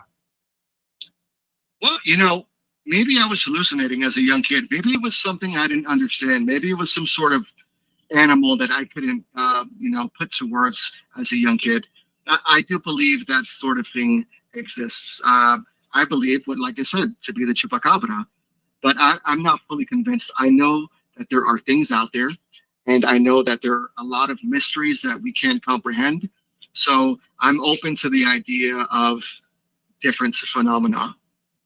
I think that's fair. Is there one place in the United States, just one place, that you would absolutely love to investigate? What would it be? Oh my gosh. Well, I live by Winchester Mystery House. I live by Alcatraz. There's this place in Kansas. I don't know what it's called. The Hinsdale House, maybe? I think that's what it's called. Right. I think that's where it's in Kansas. I believe it's the Hinsdale House. Okay. So, all right. And so that would be is there any other place in the United States that? Well, I'd love to investigate with you. Okay. But honestly, I don't have a bucket list. I'm not really big into paranormal tourism. Mm-hmm. That's one thing that's not, it's not what I do. If I do give lectures, I'll do an investigation during the lecture at the venue, but I don't necessarily have a specific place in the United States. I would love, however, to go to Europe, to the old kingdoms, to the old castles, and then explore and investigate those places. Now, I do know in Kansas, there's a location called the Sally House that I've been to before. That's the one. Yeah, and I've been to the Sally House before, and actually there was I've had a couple situations. So in one case, there was an investigator. This happened twice in the Sally House. One of the investigators that we had kind of went off on his own. He wasn't supposed to do that, and he was screaming bloody murder because when we came back, his crucifix had actually embedded into his skin with third-degree burns. So as we pulled the crucifix out, I mean, his skin came off with it. So even to this day, he still has that burn. And that also happened in another demonic case. So yeah, the Sally House we actually have a really quite frightening picture. Maybe one day I can send it to you. It's without question, it is a demonic in that home. That is home. It's a crazy place. Right, So, right. I've heard of it. I've seen it, and I'm interested in just being in the environment and just listening, and maybe trying to get rid of what's there. yeah, it's a terrible location. It's a terrible location. So, any other thoughts that you want to share? Anything else that you would like to share with this community here before we wrap things up? Yes. Okay. First of all, happy Valentine's Day, and secondly, remember to be kind to yourself and to others. You don't know what other people are going through, so just be kind to yourselves and others. Well, amen to that. I want to thank you so very much for your willingness to stop by and say hello to us. And we make sure, of course, now, we know that you're on social media. Of course, are you on TikTok? Yes, I'm on TikTok. I will post hi right now in the comments. Okay. And then you'll see it's Dr. Ken. So that's me. Well, let's go right there. So Dr. Ken T is me. All right. So when you see a Dr. Ken, that make sure you guys follow. There it is, guys. So Dr. Ken there posted appended. So make sure that you follow him here on TikTok. Now, are you, of course, can you tell everybody, do you have a Facebook or a website or however? Yes. So I do have a Facebook. My Facebook, that's in my link tree in my TikTok.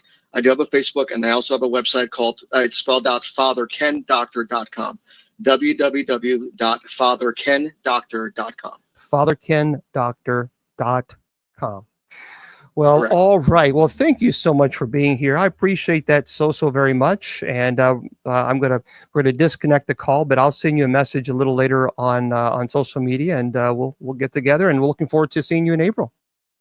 Once again, thank you for this privilege and this honor. Be blessed, my brother. Be blessed. Thank you, my friend. Have a good one.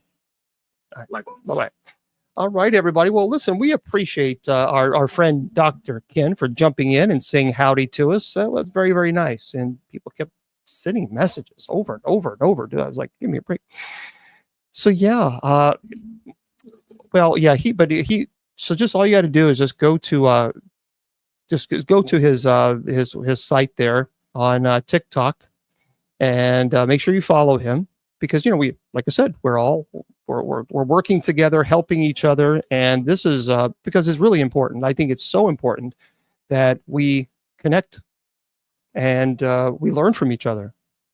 We'll do a blessing here afterwards in just 1 second. So I promise you we will do that in just one moment, because we're going to be going over some other things very, very quickly. And then we'll be wrapping up the show. I can't believe it's almost time. Oh my goodness gracious. This is what happens when you have a great guest on and you're having a good time. That's a good thing. That is a good thing. So let me just fix this real quick, and then we will kind of go from there. So bear with me. All right. There. Okay.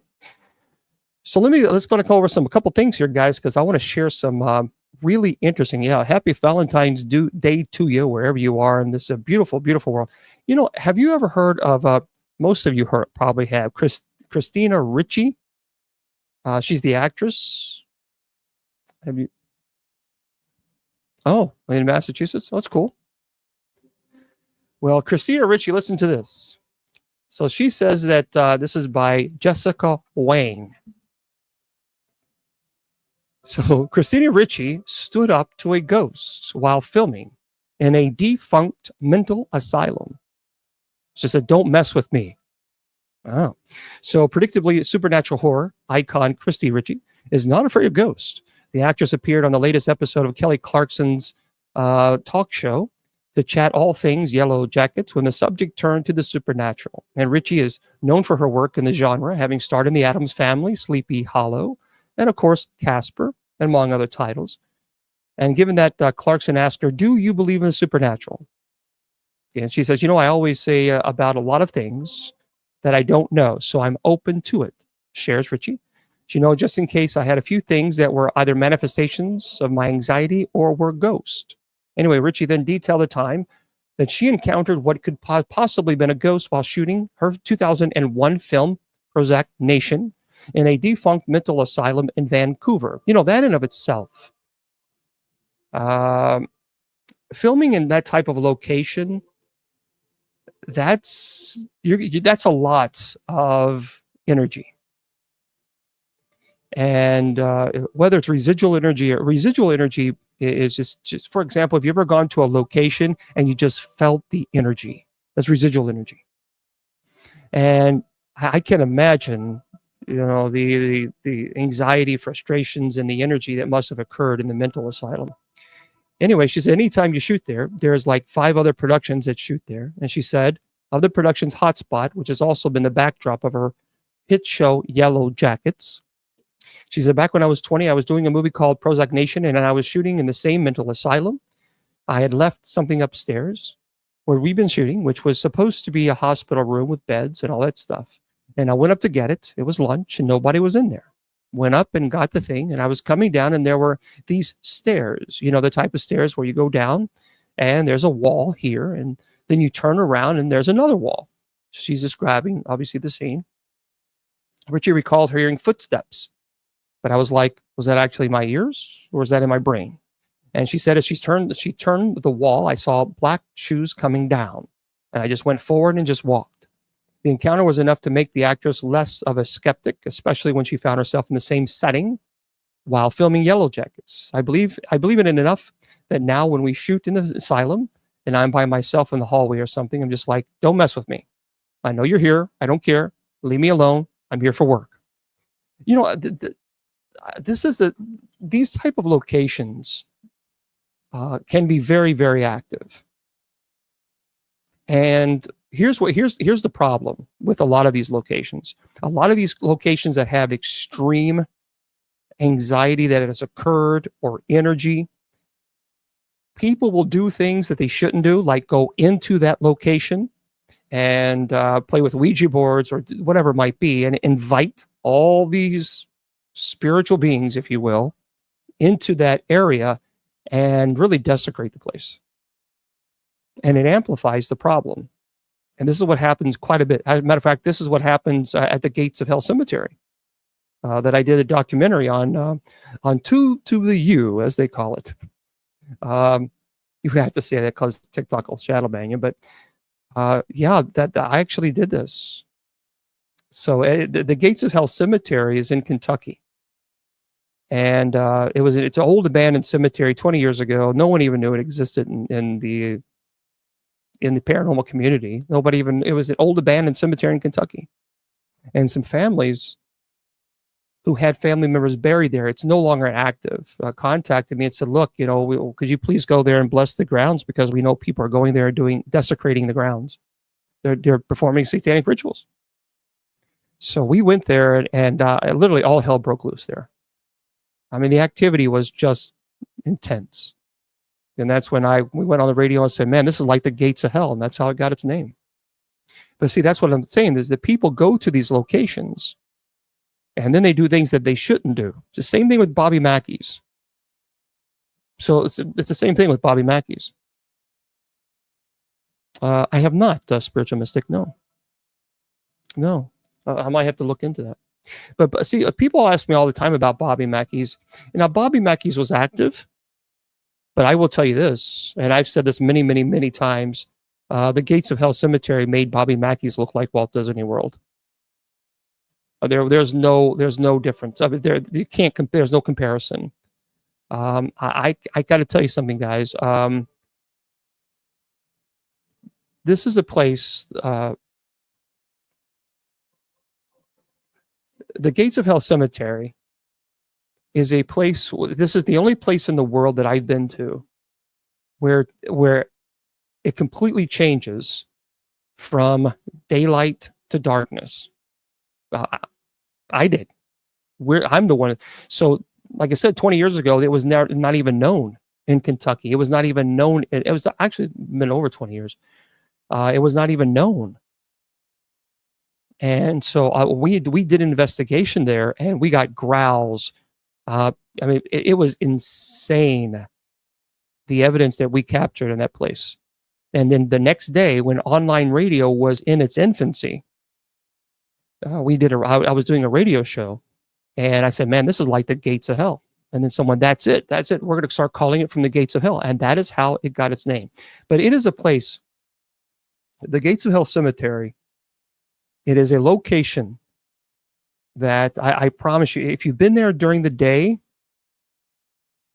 you can definitely feel like you're being watched. But at night, it is a different world. It is not the same location. And I will tell you this, I do not go there at night. I've been there at night. I don't like it because I have no business being there, because I know that what is there is and what is there is evil.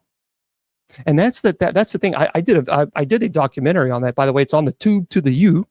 If you just go to my bishopjameslong.com, scroll down to right in the middle, and you'll see social media links, and you'll see that. I don't know why it's different. Curtis, it's hard to explain it. During the day, it's just a different world. It really is like Silent Hill. And that's the only place that I've ever experienced that. The only place. Because at night, it's just a different world.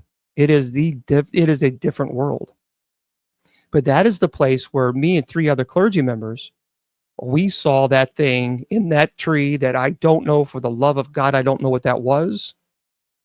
But I know I saw it, and so all of us did. Yeah, it's a cemetery. Yeah, cemetery. But yeah, that was a place that it's in. I'm not giving information. I'm not, because people are going to run to it. I'm telling you now. Listen to me carefully, as God is my witness. I do not go there at night. So if any of you are going to say, "Oh, good, let's go," I get why, because then you're going to end up contacting me. Oh, Bishop Long, I went there and then I got scratched and I got bit and then something, and then I went home and now all hell is breaking loose and you want me to fix it. And I'm going to tell you, I'm not the one who broke it. So don't go there. Stay away from that location. There is nothing good that comes from that location. Nothing. Stay away from it. I'm telling you that, and people always tell me, well, I'm not afraid. Okay. I had a paranormal team. They contacted me. This was about 10 years ago. Well, I've heard you talk about Gates of Hell. We're going to go check it out. And I told them, don't do it. Oh, well, we have a radio show and we're not scared. Don't do it. Oh, yeah. So I was working on ministry and I get a phone call and people are screaming on the phone. Well, Bishop Long, we need to come to your church right now. We are on our way. Someone got scratched and they are bleeding, and they got scratched in the back, and someone's hair got pulled so much that clumps of the hair fell out. We need you right away. And I'm saying, I cannot help you right now. I'm sorry, I can't. Because literally I couldn't, because I was doing ministry at that time. There's no way for me to get away from ministry, and I couldn't do it. So I'm sorry. I told you not to do it. So I can't stop what I'm doing because you chose to do exactly what I told you not to do. You're the one who did it. So you'll have to wait until I don't have the time. I can't. And there was just no way. There was no way for me to just drop everything. I couldn't, and head on over to the church and help them. So I told them I couldn't do it. Sorry. See, people say, well, that's not fair. They were warned. They were told not to do it. So why am I being blamed? Because I didn't drop everything that I was doing, because I couldn't at that time, because I was helping a family who were planning a funeral. And the funeral was the next day. So I wasn't going to say, oh, I'm sorry, but now I got to deal with these people who went out to the graveyard and did stupid stuff. And I'm sorry. No, sorry. I can't do it. Can't do it. But yeah, folks, I'm telling you, you'll be in a situation if you do. The Book of Enoch is Gnostic. And so, no, I don't. There's a lot of things I don't agree with in the Book of Enoch. Listen to this. This is an interesting, the Alaskan Triangle. Judy Ann and I were talking about heading over to Alaska one day and perhaps going to the Alaska Triangle. Judy Ann is the Madam Executive Secretary.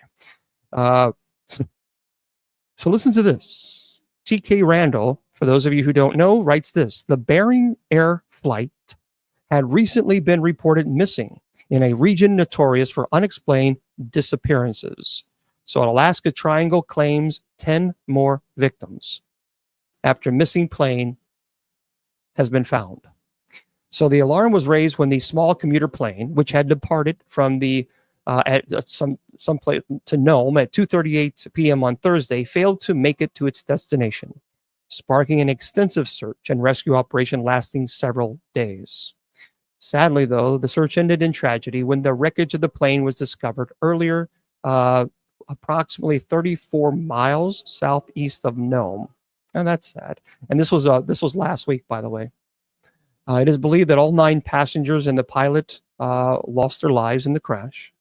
This, however, is by no means first such disaster to strike the region. In 1972, there was an area in between Anchorage and Juneau, and often referred to the Alaskan Triangle, has allegedly seen the disappearance of over 20,000 people. And in many ways, this echoes the most famous Bermuda Triangle, a region in which planes are said to disappear without a trace, where crashes and disasters are disproportionately commonplace. And one of the most notable disappearances to occur within the Alaskan Triangle was that of House Majority Leader Hale Boggs and Congressman Nikki Begich, who had been flying from Anchorage to Juneau in 1972 when their plane vanished, was never seen or heard from again. You know, there's a lot of people who actually say, and I don't agree with this. I just don't. I'm sorry. I look at it more analytical perspective, a logical perspective. A lot of people say that these people who go into these like a vortex, and then they just disappear and they enter into a different time zone, if you will. I don't necessarily agree with that. I think there's more of a logical explanation for this, meaning that, quite honestly, when you're dealing with Alaska, the weather can be quite dangerous and sometimes even unpredictable. Yeah, portals. And I just simply think that, and with the mountains, I think usually there is either pilot error or mechanical problems. Because quite honestly, I mean, you're dealing with very high mountains, you're dealing with dangerous terrain, of course, and the weather, as I said, can be very, very unpredictable. So, however, there are many people who claim that this triangle, but if you look at, okay, but here's the deal. Yeah, okay, but listen, yeah, but it's a big, I mean, it was a big open space that they found. But listen to this, though. So the Alaskan Triangle, okay, but hold on, hang tight. All right, I've seen a lot of shows. D, let me ask you a question. Do you ever ask people to pray for you? We kind of grow tired of people constantly attacking Catholics for praying to Mary, because I guarantee you that when I see God face to face, when I see Jesus, Jesus will never be mad at me that I showed respect and honor to Mary. That I can tell you. But you tell people, please pray for me. That's all we do for Mary. So please stop with the attacks. We don't just shoo. Anyway, yeah, just really. So then don't. Don't. Okay, well then, but I didn't ask for your criticism, did I? So you're coming in here trying to get my attention. I'm not trying to get yours. And then you get my attention by being critical of my faith.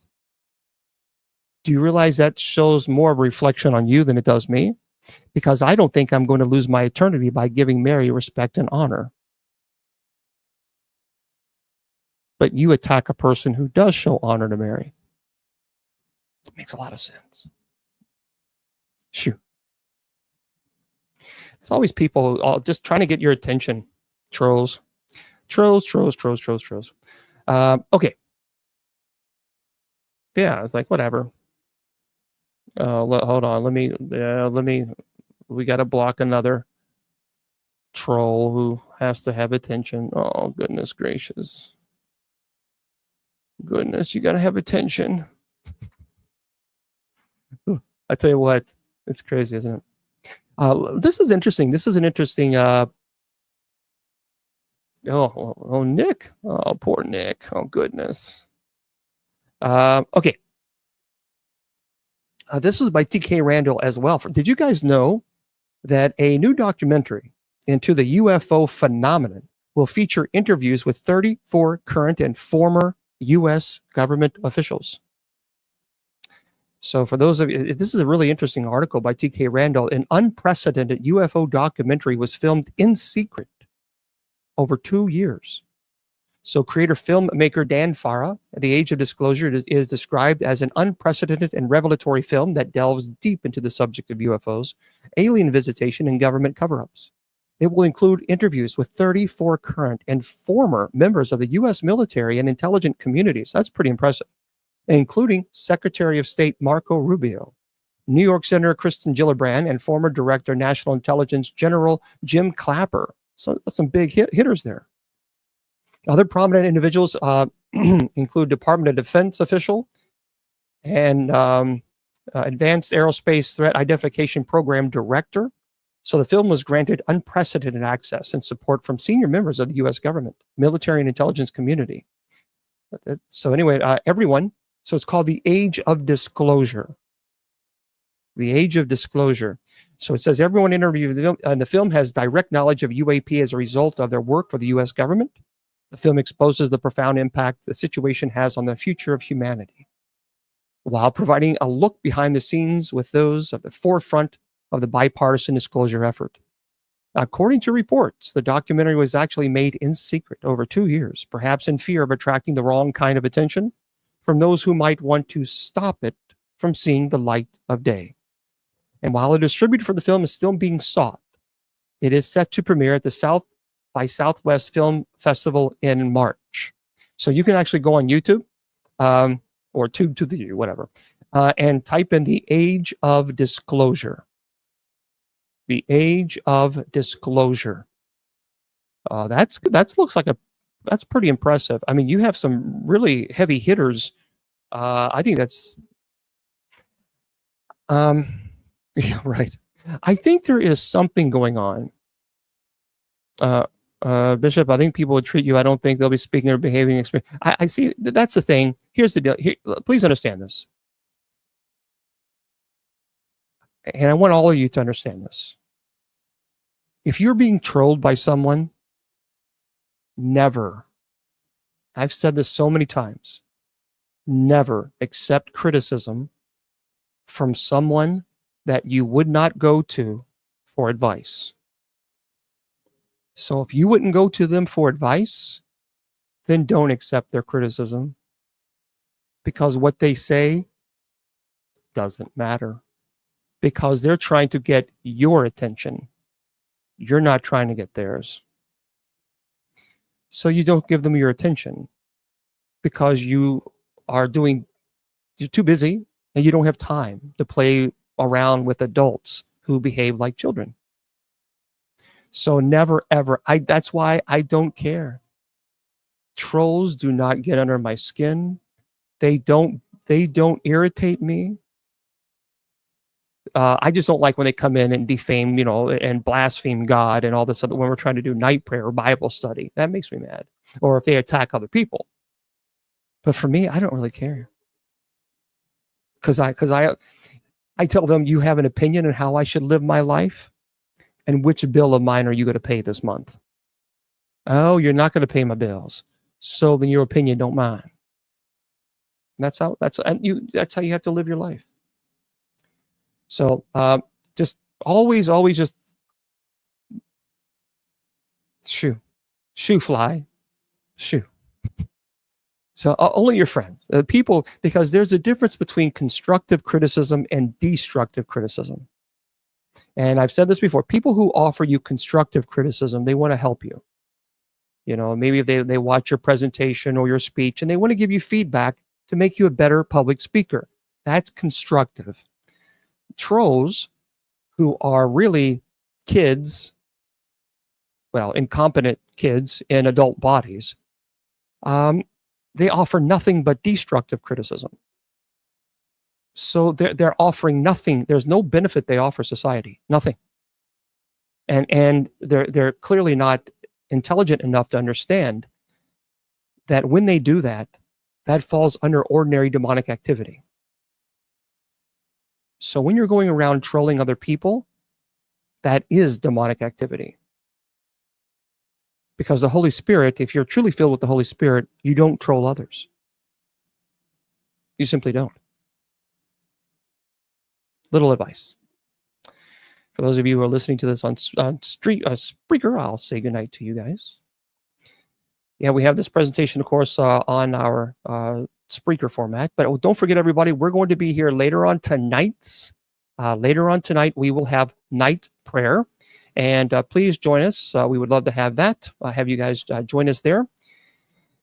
And if you can't be here for later on, then join us tomorrow at 8 p.m. Eastern Standard Time, where we have open mic nights. We goof off, have a good time, and then we'll go on to TikTok and bring on the moderators. So, and Sunday night, 8 p.m. Eastern Standard Time is Bible study. Remember, my friends, I tell you all the time, your value does not decrease based on a troll's inability or refusal to see your worth. You are priceless, and don't let any troll tell you or convince you otherwise. So Facebook, YouTube, Twitter, Twitch, Instagram, and Rumble, and KGREDB Radio. Good night.